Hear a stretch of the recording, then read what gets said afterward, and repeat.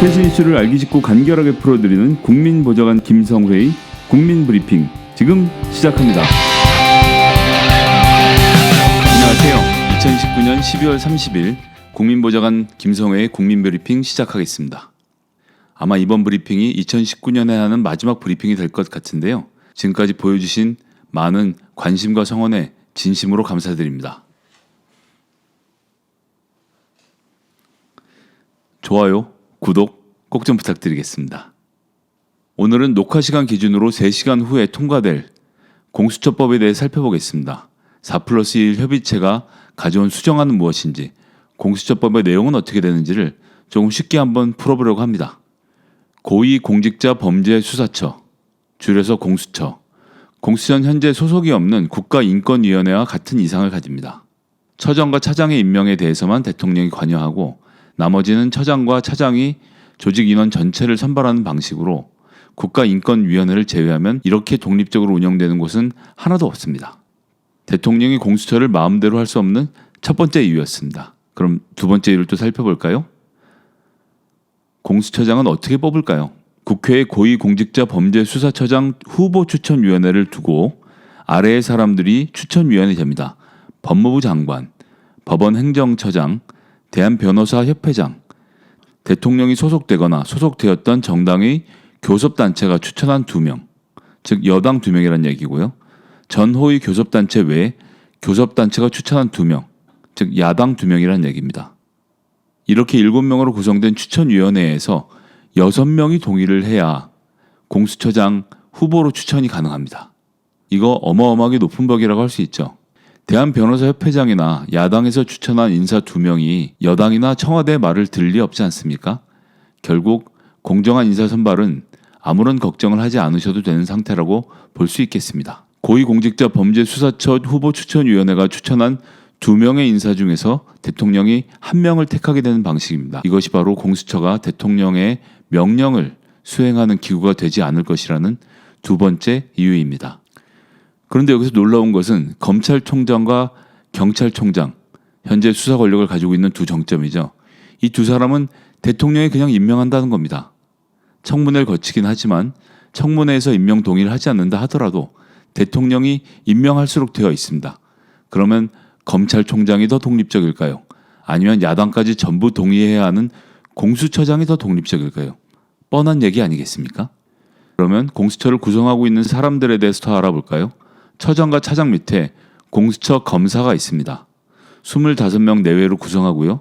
절반 이상을 검사로 둘 수 없게 했습니다. 검찰청 조직이 그대로 넘어와서 검찰과 너무 가까운 사이를 유지하지 않도록 공수처 검사 중 검사 출신의 숫자는 절반으로 제한하게 됩니다. 수사처 검사는 변호사 자격을 10년 이상 보유한 자 중 재판, 수사 또는 수사처 규칙으로 정하는 조사 업무의 실무를 5년 이상 수행한 경력이 있는 사람 중에서 뽑도록 되어 있습니다. 수사처 검사의 임기는 3년으로 하고 3회에 하나요 연임할 수 있도록 해놓았습니다. 수사처 검사를 임명할 때도 인사위원회를 거치게 되어 있는데요. 여기에 구성도 한번 살펴보겠습니다. 공수처장, 차장, 그리고 처장에 위촉한 전문가 1명, 여당 2명, 야당 2명이 함께 위원회를 구성해서 운영을 하게 됩니다. 인사위원회에도 야당 추천 인사가 들어와 있기 때문에 공수처장이 원하는 마음대로 아무나 임명할 수 있는 구조는 되지 않는 것이죠. 이 외에 수사처 검사와 함께 수사를 담당할 수사처 수사관 40명, 그리고 행정직을 맡을 20명, 총 85명 내외의 조직으로 운영되게 됩니다. 아주 조그만 조직이죠. 어디 지청에도 비견할 수 없는 아주 작은 조직입니다. 지금 전국 검사의 숫자가 2,000명이 넘는 것을 생각하면 이 조직이 얼마나 작은 조직인지 여러분들이 아실 수 있을 겁니다. 여기서 문제를 일으킨다고요? 과연 버틸 수 있을까요? 공수처의 수사 대상 많이 들어보셨을 텐데요. 한번 쭉 살펴볼까요?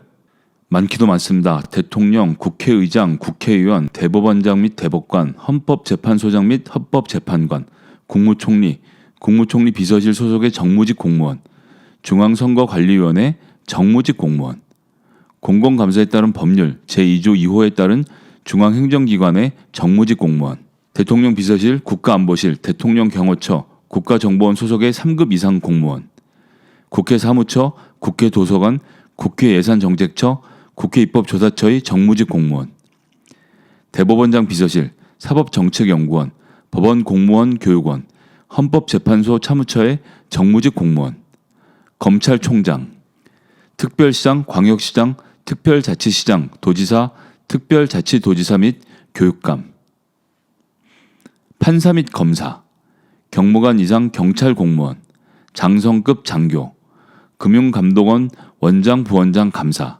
감사원 국세청 공정거래위원회 금융위원회 3급 이상 공무원, 이렇게나 많은 8천여 명의 공무원들을 감시하는 조직의 전체 구성원이 85명에 지나지 않습니다.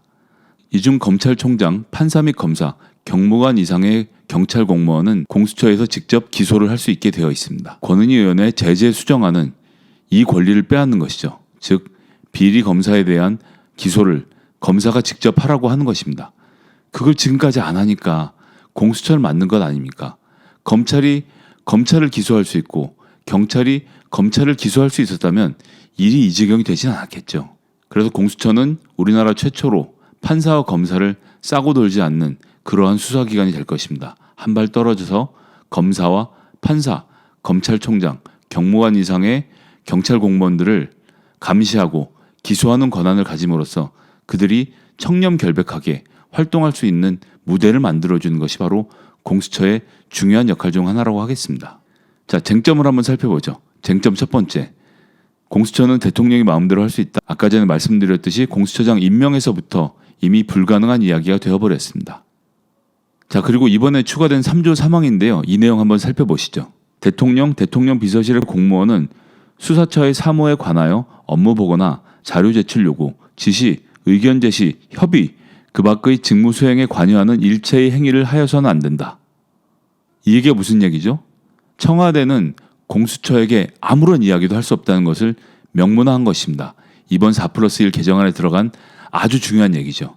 만약 청와대가 전화라도 한 통 놓고 공수처가 수사에 대해서 알아보려고 한다면 공수처 검사들이 바로 청와대 그 직원을 수사할 수 있도록 만들어 놓은 규정입니다. 자, 그 다음은 자유한국당에서 문제 제기하고 있는 제24조 2항. 공수처가 검찰의 수사 기능을 무마시키려고 한다라는 것도 한번 살펴보겠습니다. 조항을 먼저 보시죠. 제24조 2항. 다른 수사기관이 범죄를 수사하는 과정에서 고위공직자 범죄를 등을 인지한 경우는 그 사실을 즉시 수사처에 통보하여야 한다. 이걸 가지고 검찰이 독소 조항이라고 난리를 치고 있는 겁니다. 그런데 지금까지 한번 돌아보시죠. 몇몇 용감한 검사들에 의한 폭로를 지금까지 보셨을 겁니다. 성폭행, 성추행, 뇌물, 공문서 위조, 다양한 범죄들을 검사들이 저질러 왔습니다. 그것에 대해서 지금 검사들이 내부에서 내부 고발을 하고 재판까지 가고 있는데도 불구하고 아무도 처벌을 받지 않았습니다. 다 무마했죠. 다 사표 쓰고 말았죠.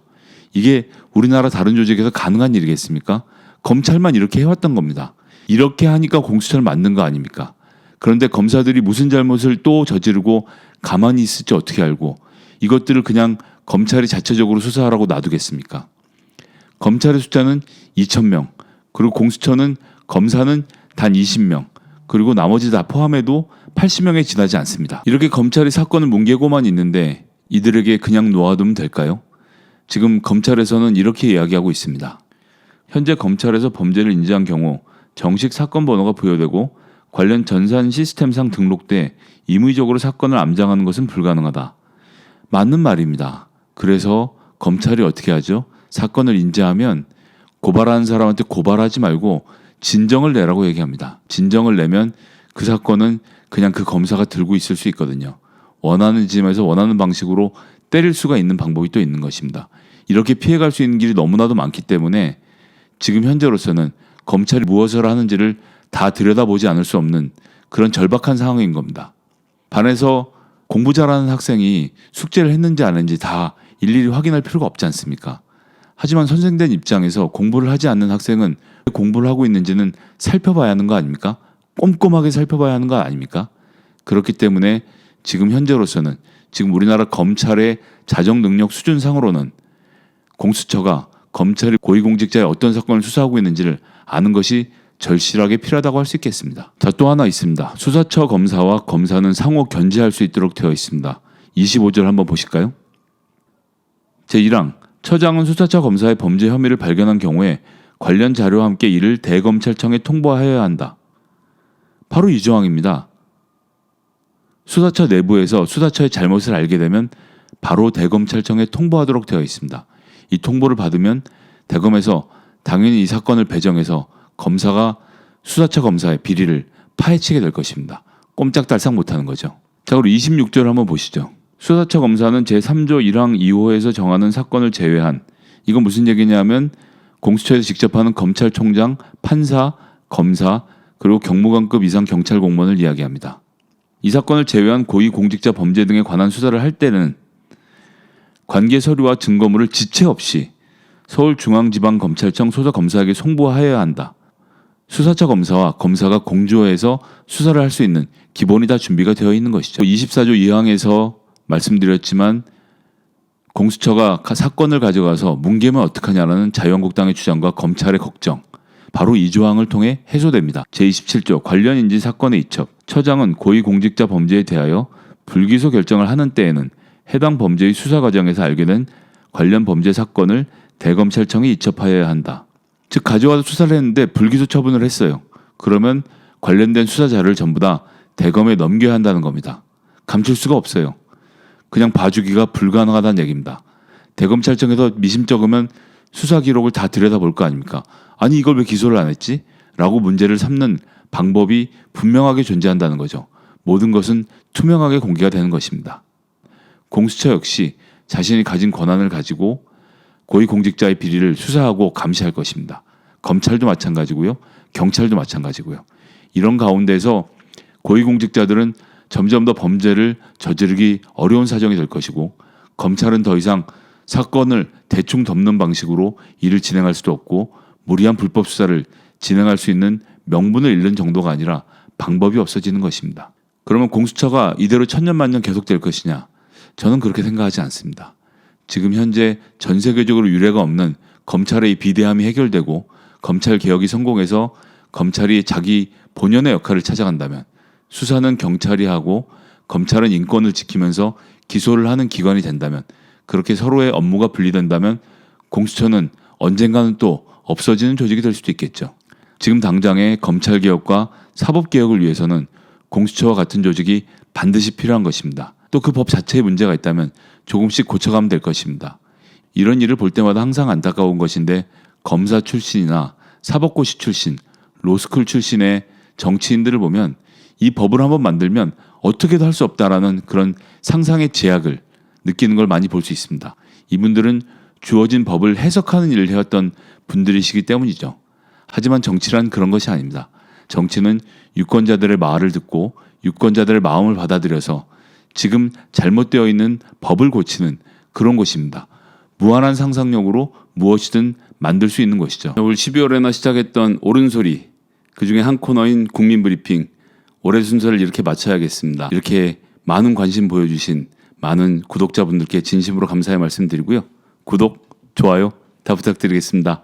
그럼 내년에 또 더 열심히 하는 모습으로 찾아뵙겠습니다. 새해 복 많이 받으시고요. 모두들 건강하고 즐거운 한 해 되셨으면 좋겠습니다. 저는 내년에 다시 인사드리겠습니다. 국민보좌관 김성회의 국민브리핑 2019년 마지막 방송 마치겠습니다. 감사합니다.